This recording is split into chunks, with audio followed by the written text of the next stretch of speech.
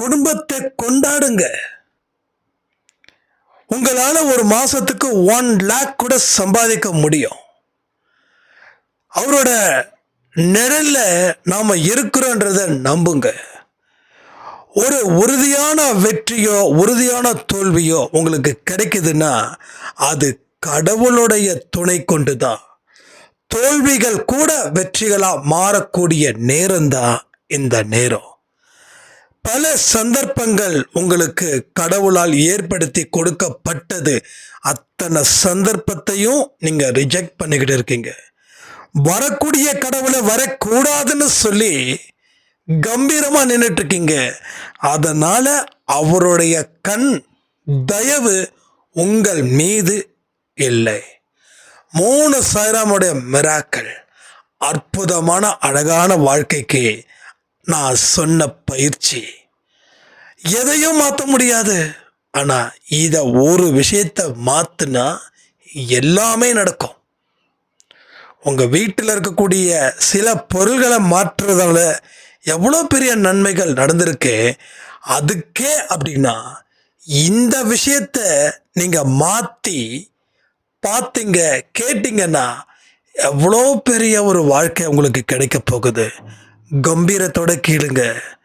உங்க வாழ்க்கையில மாற்றத்தை ஏற்படுத்தியே தீர்வதற்காக தான் கடவுள் உங்களிடம் வந்து கொண்டிருக்கிறார். இந்த நிமிஷம், இந்த நொடி உங்களை தொடட்டும், தொட்டே தீரட்டும். உங்களுடைய ஆரோக்கியம் பெருகட்டும், உங்க வாழ்க்கையில வளர்ச்சி அடையட்டும். சைரா. என் உயிரின் உயிரானவர்களே,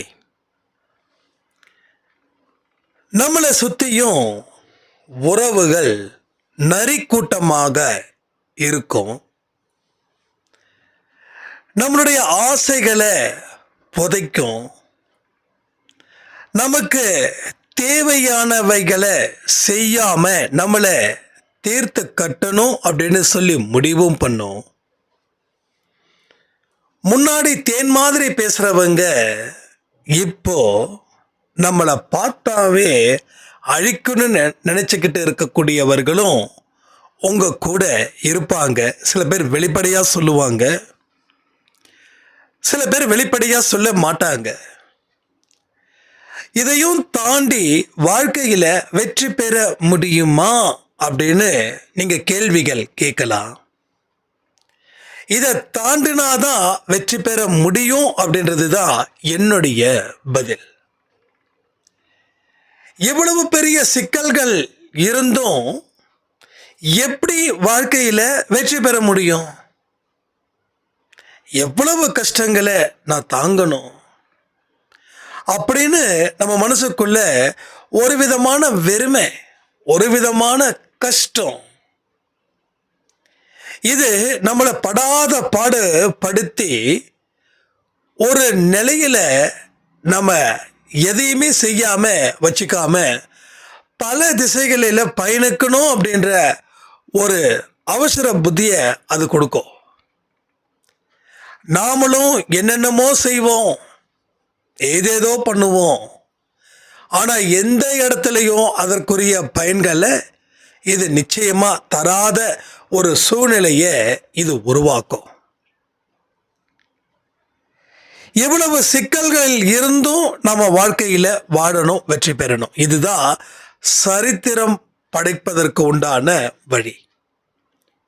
ஒரு மனுஷன் சரித்திரம் படைக்கிறான் அப்படின்னா அவனுக்கு நிம்மதியான சூழ்நிலை இருக்குதுன்னு நம்ம நினைச்சிடவே கூடாது. ஏன்னா அவனுக்கு கடினமான சூழ்நிலை அவனுக்கு வந்து சேரும்.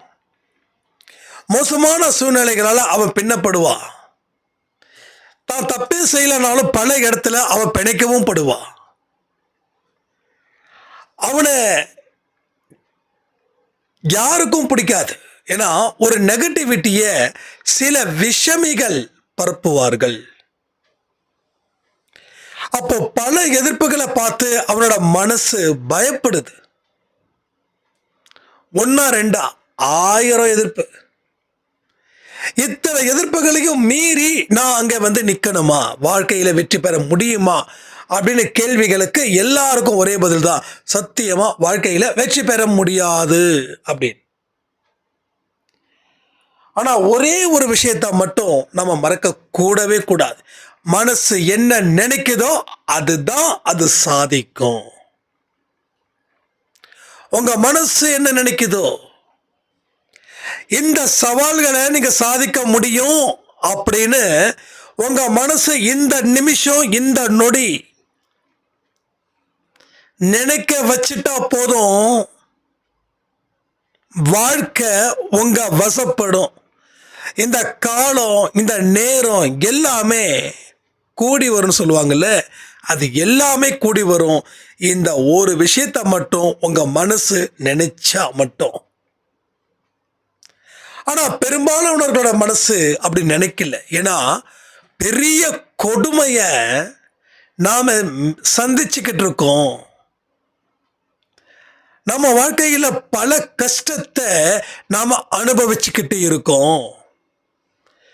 நம்மளை சுத்தி இருக்கிறவங்க நம்மள வாழ வழி செய்யாம காயப்படுத்துறாங்க அப்படின்னு மனசு தீர்மானமா நம்புது.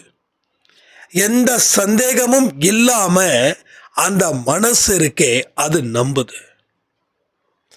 அந்த நம்பிக்கையை வீண் போகாம உங்க வாழ்க்கையிலையும் பல மோசமான துயரமான துன்பமான சம்பவங்கள் தொடர்ந்து தொடர்கதையா நடந்துகிட்டே இருக்குது.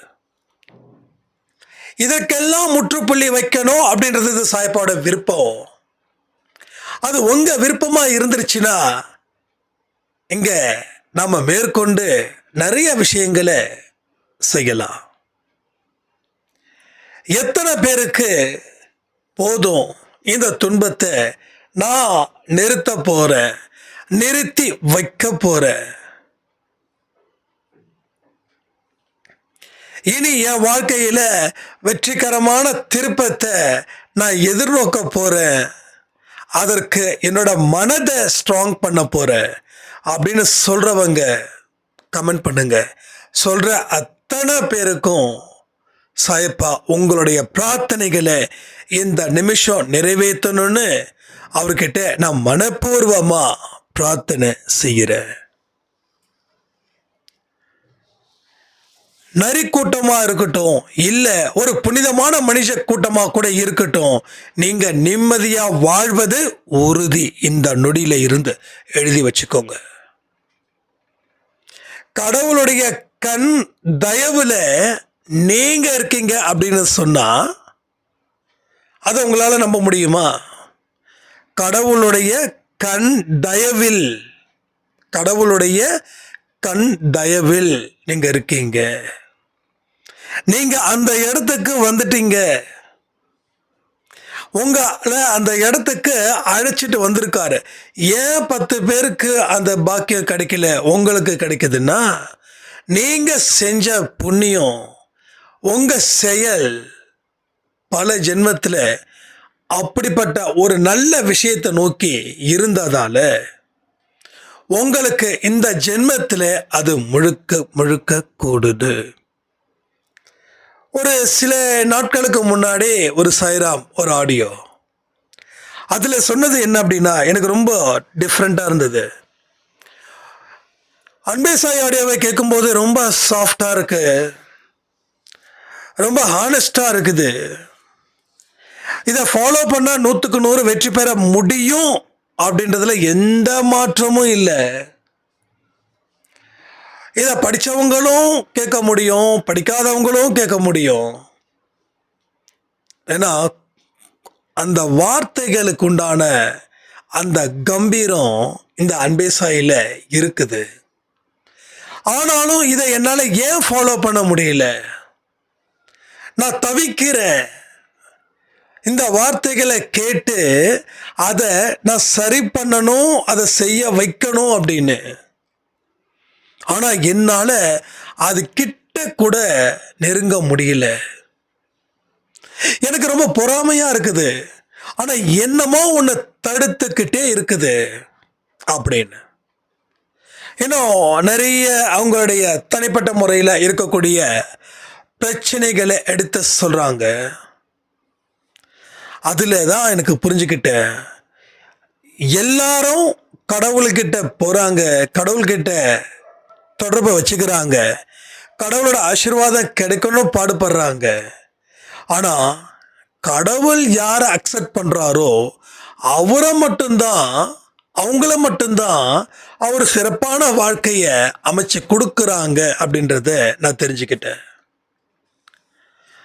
அப்போ நீங்க இந்த ஒரு விஷயத்தை செய்யறீங்க அப்படின்னா அதுக்கு கடவுளுடைய துணை இல்லாம செய்ய முடியாது.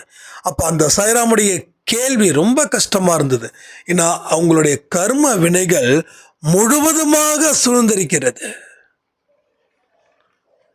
அவங்க இந்த ஜென்மத்துல செஞ்ச பாவங்கள் இப்போ கடைசியா ஒரு 3 மாசம் முன்னாடி வரைக்கும் அந்த பாவங்களை அவங்க செஞ்சிருக்காங்க. அப்போ அந்த கர்ம வினைகளை கொஞ்சம் கொஞ்சமா விளக்குனாதான் இங்க உட்கார முடியும். எல்லாராலையும் உட்கார முடியாது, எல்லாராலையும் கேட்க முடியாது, கேட்குற எல்லாராலையும் செயல்படுத்தவும் முடியாது. நீங்க நல்லா வாழணும் அப்படின்னு நினைக்க ஆரம்பிச்சிட்டிங்கன்னா, நீங்க நல்லா வாழக்கூடாதுன்னு சில மனிதர்கள் இருப்பாங்கல்ல, அவங்க உங்களை தொல்லை செய்வார்கள். அது போலதான் கர்ம வினைகள் உங்களுக்கு அந்த இடத்த வழி கொடுக்காது. ஏன்னா நீங்க நல்ல விஷயங்களை செய்ய ஆரம்பிச்சிட்டா, நீங்க நல்லவர்களா இருக்கும்போது அந்த கடவுள் உங்களுக்கு அந்த கர்மா உங்களுக்கு தண்டனை கொடுக்க முடியாது. அதனாலதான் திருப்பி திருப்பி அது போட்டு இழுக்குது. ஆனா இதை புரிஞ்சுக்கிட்டா நாம கரை சேர்க்க முடியும். அப்படி 3 மாசத்துக்கு முன்னாடி நான் பேசின ஒரு சாய்ராமுடைய வாழ்க்கையில இன்னைக்கு ஒரு பெரிய அற்புதம் நடந்திருக்குது. ஒரு 8 பேர் இருக்கக்கூடிய ஒரு பிக்கஸ்ட் ஃபேமிலி, ஒரு பெரிய சொத்து, ஒரு ப்ராப்பர்ட்டி விற்கணும். அந்த ப்ராப்பர்ட்டியை விற்றாதான் எல்லாருக்கும் சந்தோஷம், எல்லோருக்கும் சேஃபு. அதில் 2 பேர் மட்டும் கையெழுத்து போட மாட்டேன்னு சொல்லி ஒத்த கால நிற்கிறாங்க. 20 வருஷமா இதுக்கு போராடுறாங்க. அதுக்கு இன்னைக்கு ஒரு தீர்வு கிடைச்சிருக்குது, நீங்கள் சொத்துக்களை விற்றுக்கலாம் அப்படின்னு. அப்போ நம்மக்கிட்ட இருக்கக்கூடிய சொத்தை கூட காசாக்க முடியல. நல்லா புரிஞ்சுக்கோங்க, சொத்து இல்லைன்றவன் பிரச்சனை வேற, சொத்து இருந்தும் அந்த சொத்து நம்மளை காப்பாற்றல அப்படின்ற நினைக்கிறவன் பிரச்சனை, இல்லாதவன் பிரச்சனையை விட இந்த பிரச்சனை அதிகம். அப்போ அந்த சொத்தை விற்பதற்கு உண்டான வழிகளை கொடுத்தது எதனால தெரியுமா? ஏன் தெரியுமா? இந்த 48 நாள் பயிற்சி, இந்த ஆன்மாவிடம் தொடர்ந்து பேசுதல் சொன்னமே, அந்த 2 பேர்கிட்ட இவங்க தொடர்ந்து பேசுறாங்க. ஆன்மா கிட்ட. அப்போ அவங்க என்ன சொல்றாங்க? இல்லை, நான் சம்மதம், அதற்கு உண்டான வழிகளை நீங்க சரி பண்ணுங்க, நான் கொஞ்சம் இதுலேருந்து விட்டு வரேன், எல்லாரும் சரிசமமா சொத்தை பிரிச்சுக்கலாம், அதற்கு உண்டான ஏற்பாடுகளை பண்ணுங்க, நான் ஒரு அடுத்த மாதம் இந்தியா அதற்கு உண்டான அத்தனை ப்ரொசீஜர்ஸும் நான் செஞ்சு கொடுத்துட்றேன் அப்படின்னு. 20 வருஷம் இருந்த பகை இந்த ஆன்மா கிட்ட பேசுறதால அந்த பகை முடியுதுன்னா நாம எல்லோரும் சாய்பாவுக்கு நன்றிகளை தெரிவிக்கணுமா இல்லையா? அந்த சாய்ராமோட பேர் பரமசிவம். அவங்க கள்ளக்குறிச்சியில் இருக்காங்க. ஸோ அவங்களுக்காக நம்ம ஒரு நிமிஷம் பிரார்த்தனையும் அவங்களுடைய விருப்பத்தை நிறைவேற்றின சாய்பாவுக்கு நன்றிகளும், இந்த 48 நாள் பயிற்சி அவங்களுக்கு உடந்தையாக இருந்ததுக்கான ஒரு பயிற்சிகளை நம்ம எல்லோரும் கலந்துக்கிட்டு நம்ம தொடர்ந்து ஆன்மாக்கிட்ட பேசுகிறோமே, அதற்காகவோ நம்ம ஒரு நிமிஷம் இந்த பதிவு முடிஞ்சதுக்கப்புறம் நன்றிகளை சொல்லிக்கலாம். இப்போ நன்றி அப்படின்ற ஒரு கமெண்ட் உங்களுக்கு விருப்பம் இருந்துச்சுன்னா நீங்கள் கடவுளுக்கும் நன்றி செலுத்துங்க.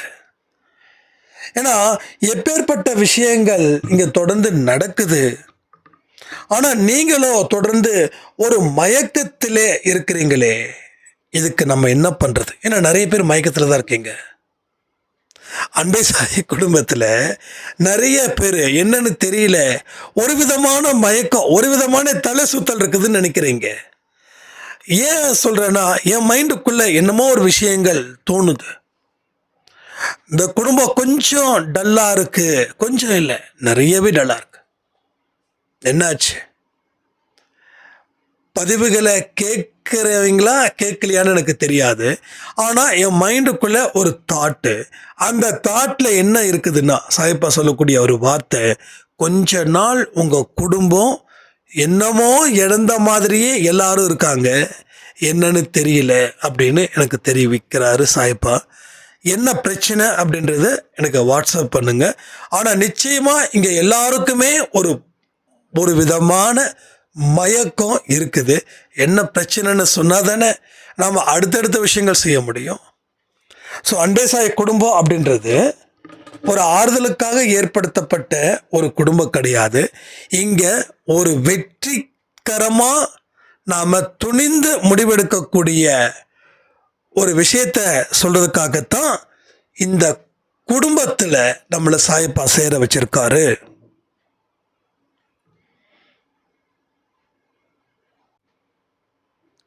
ஒரு உன்னதமான மனிதருடைய நிழல்ல நாம் இருக்கிறோம் அப்படின்ற ஃபீல் இங்கே எத்தனை பேருக்கு இருக்குதுன்னு நான் தெரிஞ்சுக்கலாமா? இப்போ வரைக்கும் சொல்கிறேனே, என் வாழ்க்கையில் ஒரு உன்னதமானவருடைய நிழல்ல தான் நான் இருக்கேன். இந்த நிழல் இரவும் என்ன பின்தொடருது. அப்போ என்னைக்கெல்லாம் நான் வாழ்க்கையில் டயர்ட் ஆகுறேனோ அப்பெல்லாம் இந்த சாயப்பா நம்மளை பார்த்துட்டு தானே இருக்காரு, அவருடைய நிழல்ல தானே இருக்கும் அப்படின்ற ஒரு சில வார்த்தை வந்த உடனே மனசில் இருக்கக்கூடிய அந்த டிஸ்டர்பன்ஸ், அந்த டயர்ட்னஸ் எல்லாமே ரிலீவ் ஆகிடுது. ஸோ மைண்டு நல்லா ஃப்ரெஷ்ஷாக இருக்கு. 12 மணி 1 மணி ஆனாலும் பாடி தான் டயர்ட் ஆகுதே தவிர மைண்டு ஃப்ரெஷ்ஷாக இருக்குது. ஏன்னா மைண்டுக்குள்ளே இருப்பது யாருன்னா சாயப்பா. ஒரு கிரேட்டஸ்ட் ஸ்பிரிச்சுவல் லீடர்ஸ் அ காட். நம்ம வாழ்க்கையை மாற்ற வந்த ஒரு மகான். அந்த மகான் நமக்கு தாயா தந்தையா, ஏன் சில பேருக்கு நண்பரா கிடைச்சிருக்காங்க அப்படின்னும் போது நம்ம எவ்வளவு பெரிய ஒரு பாக்கியம் செஞ்சுருக்கோம். எப்பேற்பட்ட பாக்கியம் நமக்கு இங்கே கிடைச்சிருக்குது. கொஞ்சம் சிந்திச்சு பாருங்களேன்.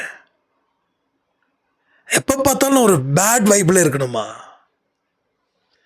நடந்துருச்சு அப்படின்னு சொல்லிக்கிட்டே இருக்கணுமா?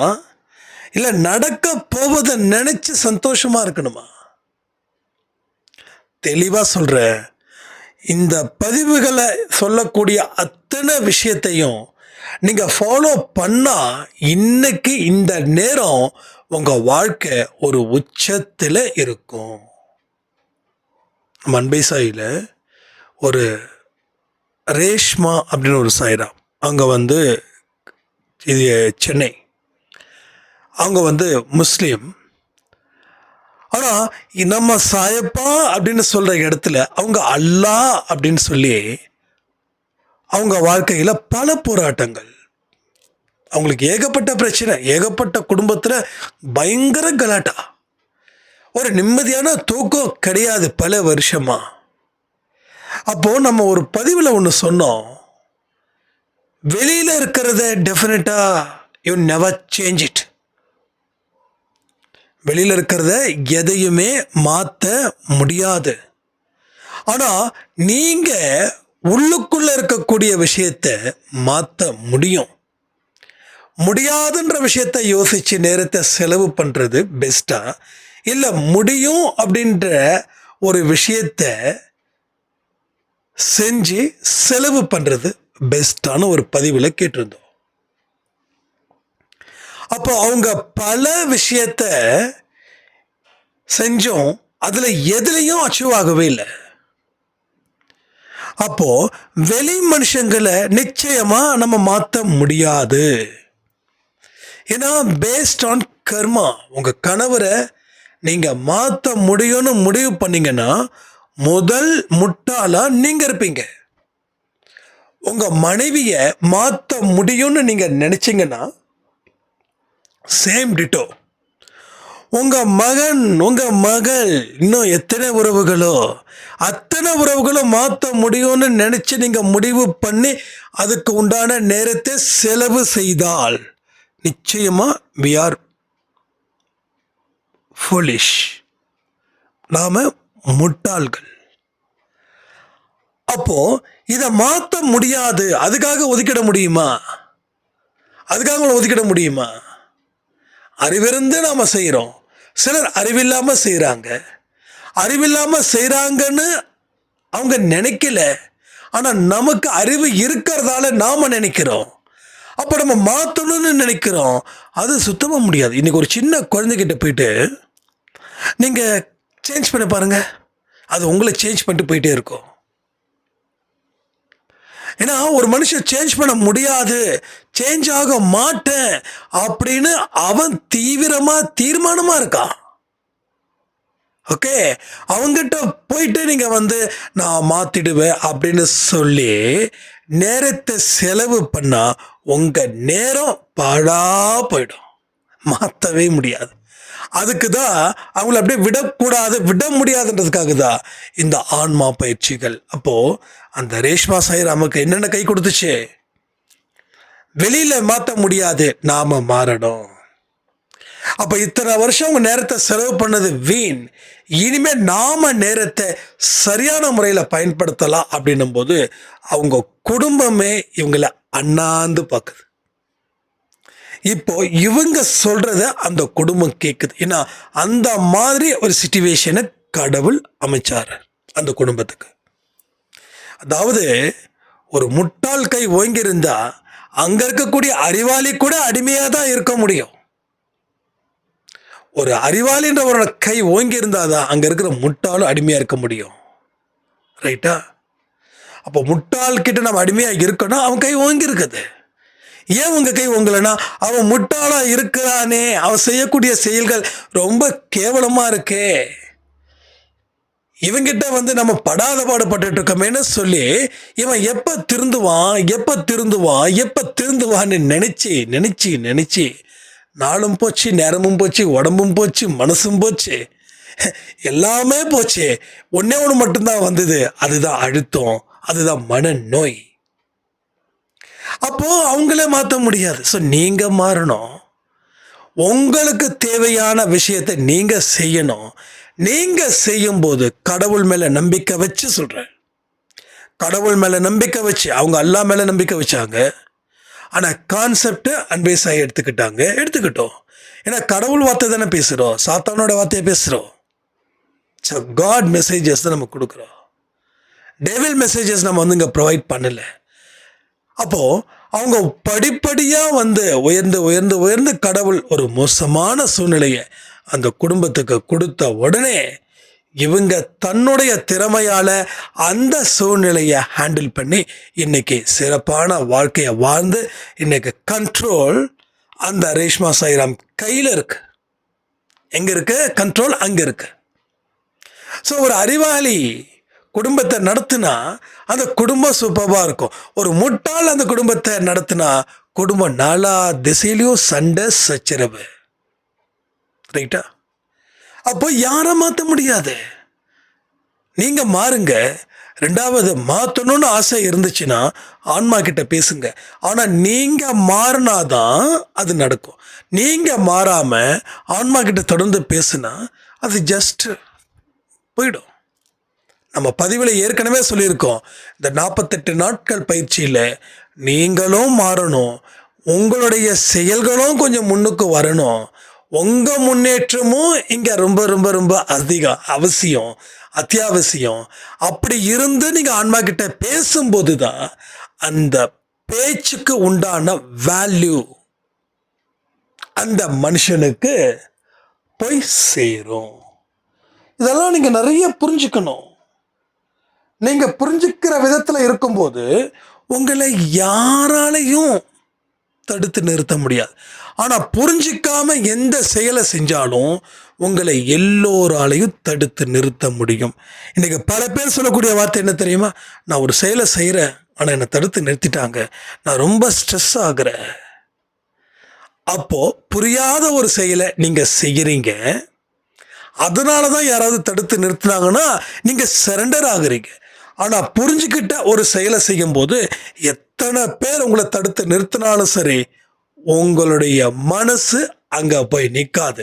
அடுத்த கட்டத்துக்கு உண்டான நகர்வுகள் மட்டுமே அங்கே போய் இருக்கும். அப்போ ஆன்மா பயிற்சியா இருக்கட்டும், மாற்றத்தை நமக்குள்ள ஏற்படுத்துவதா இருக்கட்டும், நம்ம முன்னேற்றத்துக்கு உண்டான பாதையை உருவாக்குறதா இருக்கட்டும், அத்தனை நல்ல விஷயங்களும் இங்க ரொம்ப சிறப்பாகவே நடக்குது. அப்போ உன்னதமான அவரோட நிழல்ல நான் இருக்கிறதால நான் செய்யக்கூடிய செயல்கள் சிறப்பானவையாக மாற்றப்படுகிறது. நம்ம என்னதான் ஒரு குழப்பத்தை குழப்பி ஒரு செயலை செஞ்சாலும் அதுல இருந்து ஒரு தெளிவு கிடைச்சு குழப்பமாக்கப்பட்டது தெளிவாக்கப்படுகிறது. பல விஷயங்கள் மூலமாக இங்க நடப்பவை அனைத்துமே ரொம்ப சிறப்பாகவே நடந்து கொண்டு இருக்கிறது. அதே போல ஒரு சாய்ராமுடைய இன்னொரு கேள்வி, ஸ்ரீலங்காவில் இருக்காங்க சங்கீதா சாய்ராம், அவங்களுக்கும் இந்த பதிலை கொடுக்கணும்னு நினைக்கிறேன். ஆனால் நான் ஒரு வியாபாரம் பண்ணலாம் அப்படின்னு நான் இருக்கேன், அதுக்கு டெபாசிட் கேட்குறாங்க, டெபாசிட் கொடுக்கலாமா வேண்டாமா அப்படின்னு. ஏன்னா அது டக்குன்னு அந்த கேள்வி வந்ததால் அவங்களுக்கு நான் பதில் சொல்லிடுறேன். முதல்ல ஒரு வியாபாரத்தை ஆரம்பிக்கிறதுன்றது ரொம்ப ரொம்ப ஈஸி. காசு இருந்தால் எந்த வியாபாரத்தை வேணாலும் ஆரம்பிக்கலாம். ஆனால் வியாபாரத்தை ஆரம்பித்த ஃபர்ஸ்ட் 6 மாதம் வனவாச பீரியட். ஸோ ரிட்டர்ன்ஸை எதிர்பார்க்கவே கூடாது. நல்லா புரிஞ்சுக்கோங்க. ரிட்டர்ன்ஸ்னா வருமானத்தை எதிர்பார்க்கவே முடியாது, எதிர்பார்க்கவும் கூடாது. அந்த 6 மாதத்துக்கு உங்களால் சர்வைவல் பண்ண முடியும் அப்படின்னா யூ கேன். 6 மாதம் முடியும்னா, ஏன்னா ஒரு குழந்தைய வளர்க்குற மாதிரி ஒரு வியாபாரம்னா எனக்கு ரொம்ப பிடிக்கும். இங்கே நம்ம அங்கமுத்து சாய்ராம் சொன்னாங்க, நீங்கள் என்றைக்குமே வேலைக்கு போகிறவங்களை சப்போர்ட் பண்ண மாட்டீங்க, பிஸ்னஸ் தான் பெஸ்ட்டுன்னு சொல்லுவீங்க. அதுக்கு தான் நீ காலையில் அந்த பதிவு கொடுத்த. அப்படி கிடையாது. நீங்கள் உரிமையோடு பேசுகிறீங்க, ரொம்ப நான் அதெல்லாம் என்ஜாய் பண்ணுறேன் ரியலி. ஸோ வியாபாரத்தை நான் எப்படி நேசிக்கிறேன்றதை நான் சொல்ல வரேன்னா, ஒரு குழந்தை, அந்த குழந்தை ஒரு 6 மாதமாவது ஆகணும் கொஞ்சம் மெச்சூர்டாக. அப்போதான் அந்த குழந்தை வேகமாக தொழில் செய்யும். 6 மாதத்துல எனக்கு சம்பாதிச்சு கொடுக்கலன்னு சொல்லி ஒரு வைப் வந்துருச்சுன்னா 6 மாதத்துக்குள்ளே க்ளோஸ் பண்ணிடுவீங்க. ஸோ வியாபாரத்துக்கு அந்த அந்த அந்த அனுகூலம், அந்த அப்ரோச்சிங் பொறுமையாக இருக்கணும், நிதானமாக இருக்கணும். கஸ்டமர் நம்மளை கேவலமாக திட்டுவான். நான் ஏன் ஒருமையில் பேசுகிறேன்னா அப்போ தான் உங்களுக்கு அது போய் சேரும். கேவலமாக திட்டுவான். அந்த கேவலமாக திட்டும் போது கூட நீங்கள் நாசுக்காக சொல்லணும். அப்போ அவரோட வாயாலேயே ஆமாங்க சாரி, எக்ஸ்ட்ரீம்லி சாரி அப்படின்னு. ஒன்றும் இல்லை, ஒரு ரீசெண்டாக ஒரு 3 மாதத்துக்கு முன்னாடி ஒரு கஸ்டமர் ஒரு லேப்டாப் எடுத்துகிட்டு வந்தவங்க லேப்டாப்புடைய ஒயர் கொடுக்கல, அதாவது அடாப்டர் கொடுக்கல, பவர் ஐசின்னு சொல்லுவோம், அது கொடுக்கல. அப்போ அந்த கஸ்டமர் என்ன சொல்கிறாங்க, நம்ம ஒரு எஸ்டிமேட் கொடுப்போம், சரி இவ்வளோ ஆகுது அப்படின்னு. இல்லை தம்பி நாங்கள் அப்புறமா மறுபடியும் கொடுக்குறோம் அப்படின்னு சொல்லி ரிட்டர்ன் கொடுக்குறோம்.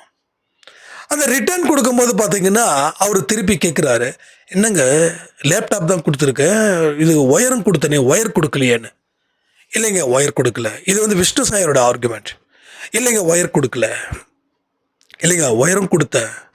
இல்லை சார் ஒயர் கொடுக்கல, இங்கே யார் என்ன கொடுத்தாலும் நாங்கள் கரெக்டாக கொடுப்போம், திருப்பி ரிட்டர்ன் கொடுப்போம் அப்படின்னு இவர் ஆர்கியூ பண்ணுறாரு. அவர் இல்லவே இல்லைன்றாரு. ஃபைனலாக விஷ்ணு என்கிட்ட ஃபோன் பண்ணி கேட்குறாரு, இப்படி ஒரு கஸ்டமர் வந்திருக்காங்க, என்ன பண்ணலாம். அப்போ நான் ஒரு சில விஷயங்கள் சொன்னேன். அப்போ அவர் கேட்குறாரு, இன்னொருத்தர் மூலமாக தான் அந்த லேப்டாப் அவர் வாங்கிட்டு வர்றாரு. அப்போ அவர்கிட்ட ஃபோன் பண்ணி, தம்பி லேப்டாப்போட அடாப்டர் நீ ஒயர் கொடுத்தியாப்பா நீ அப்படின்னு கேட்ட உடனே, இல்லைங்க ஒயர்லாம் கொடுக்கல, வெறும் லேப்டாப் தான் கொடுத்தேன் அப்படின்னு சொன்ன உடனே அந்த கஸ்டமருக்கு நம்ம மேலே ஒரு பெரிய ஒப்பீனியன் வந்துருச்சு. சார் ரொம்ப சாரி சார், கொடுத்தவன் ஒயரை சேர்த்து கொடுத்துருப்பான்னு நினச்சி தான் அவங்கக்கிட்ட கொடுத்தேன். ஆனால் அவன் அந்த ஒயர் கொடுக்காம கொடுத்துட்டான், ரொம்ப சாரி. இன்றைக்கி அந்த கஸ்டமர் நிறைய ரெஃபரன்ஸ் கொடுக்குறாரு. நம்ம சீப்போன்னு சொல்கிறது ஒரு விஷயம், 10 கஸ்டமரை அது பிளாக் பண்ணும். அவர் பண்ணக்கூடிய தப்பை நம்ம எடுத்து தெளிவாக புரிய வச்சு பேசிட்டோம் அப்படின்னா அவர் ஒரு 10 கஸ்டமரை நமக்கு கூட்டு வருவாங்க, ரைட்டா? அப்போது அந்த பொறுமையும் இங்கே இருக்கணும். மாத சம்பளம் வாங்கிறது பெரிய விஷயம் கிடையாது. ஆனால் வியாபாரத்தில் ஒரு 10 ரூபாயும் ஒரு 100 ரூபாயாக மாறணும். ஒரு 100 ரூபா ஒரு 200 ரூபாயும் மாறணும். ஒரு 200 ஒரு 2000 மாறணும். ஒரு 2000 ஒரு 20,000 மாறணும். அதுக்கு தேவை சிரிச்ச முகம். அப்போ ஆர்டிஃபிஷியலாக வச்சுக்கணுமா? இல்லை, நேச்சுரலாக வச்சுக்கணும். Customer is a king, customer is a god சொன்னார் மகாத்மா. கஸ்டமர் தான், வாடிக்கையாளர் தான் உன்னோட கடவுள்னு சொல்லியாச்சு. அப்போது வாடிக்கையாளர்கள் அது ஒரு உங்களை முதல்ல நம்ப மாட்டாங்க, டெஃபினெட்லி நம்ப மாட்டாங்க. ஏன்னா அவங்களுக்குன்னு ஒரு பர்சனாலிட்டி தேவைப்படும். அந்த பர்சனாலிட்டி நம்மக்கிட்ட இல்லாமல் கூட போகலாம். பட் அவங்க நம்புகிற மாதிரி நாம் தொழிலில் ஹானஸ்டாக இருக்கணும். அவன் நம்பலையேன்னு சொல்லி நாம் நம்மளை நசுக்கிக்க கூடாது. செயல்களை காட்டணும், செயல்கள். அப்போ ஒரு இன்வெஸ்ட்மெண்ட் பண்ணுறீங்க அப்படின்னா 6 மாதத்துக்கு அந்த இன்வெஸ்ட்மெண்ட்டை மறக்கணும், அதில் முழு நேரமாக உழைக்கணும். அடுத்தது உழைச்சா போதுமா? நாலேஜ். நீங்கள் என்ன பிஸ்னஸ் பண்ணாலும் அதுக்கு உண்டான நாலேஜ், அதுக்கு உண்டான அப்டேட். நீங்கள் அப்டேஷன்லேயே இருக்கணும். நீங்கள் அப்டேட்டிங்கில் இருந்தால் தான் எந்த தொழிலும் செய்ய முடியும். ஒரு சலூன் கடை எடுத்துக்கிட்டால் கூட சரி, இல்லை வேறு எந்த மாதிரியான விஷயத்தை எடுத்துக்கிட்டாலும் சரி, அதில் நீங்கள் கவனத்தை முழுமையாக வச்சுக்கணும். அதற்கு தேவையான அத்தனை அப்டேட்டும் நீங்கள் செய்யணும். அப்படி செய்யும்போது தான் உங்களுடைய வியாபாரம் பல மடங்கு பெருகும். எல்லாமே உங்களால் முடியுன்றதை நம்பினாதான் எல்லா விஷயமும் நடக்கும். இது பிஸ்னஸ் மட்டும் இல்லை, ஒர்க் பண்ணுறவங்களுக்கும் சரி சேர்த்து தான் சொல்கிறேன்.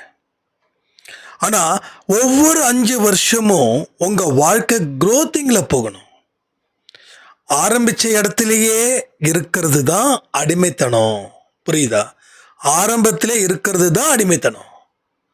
அப்போது நாம் எதையோ ஒன்று சாதிக்காமல் இருக்கிறதால தான் அந்த 5 வருஷமாக அப்படி இருந்திருக்கோம்.